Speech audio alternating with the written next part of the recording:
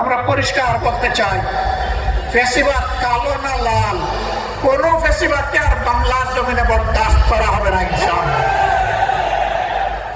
কেউ যদি ফ্যাসিবাদের ভাষায় আমার কথা বলেন, কেউ যদি আমার ফ্যাসিবাদীদের মতো আচরণ করেন, তারা কোন পথ খুঁজে পাবেন আমরা জানি না, কিন্তু আমরা তাদেরকে পরিষ্কার ভাবে বলে দিতে চাই, বাংলার জমিনে এই দেশের আপামর ছাত্র তরুণ মেধাবী জনতা আর ফ্যাসিবাদকে বরদাস্ত করবে না। আমরা অতীতে রুখে দিয়েছিলাম আল্লাহর উপর ভরসা করে, ভবিষ্যতেও কেউ মাথা তুললে তাও রুখে দেওয়া হবে ইনশাআল্লাহ, কাউকে ছাড় দেওয়া হবে না।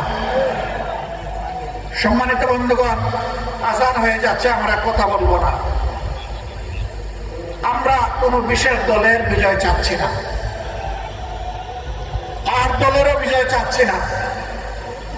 আমরা বাংলাদেশের 18 কোটি মানুষের আকাঙ্ক্ষার বিজয় চাই, আর সেই আকাঙ্ক্ষার বিজয় হবে কোরআনী আইনের মাধ্যমে ইনশাআল্লাহ।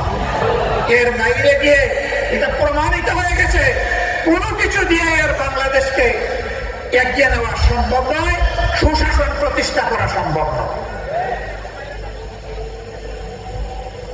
আমরা আপনাদেরকে আহ্বান জানাবো, বিজয়ের এই হুইসেলটা, বিজয়ের এই বাঁশিটা ইসলামের প্রবেশদ্বার, ইসলামাবাদ খ্যাত এই চট্টগ্রাম থেকে আপনারা বাজাবেন ইনশাআল্লাহ।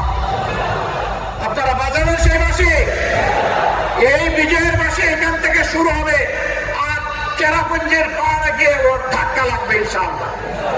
সারা বাংলাদেশ ইনশাআল্লাহ কোরআনের আলোকে আবাদ হবে। আগামীর বাংলাদেশ কোরআনের বাংলাদেশ।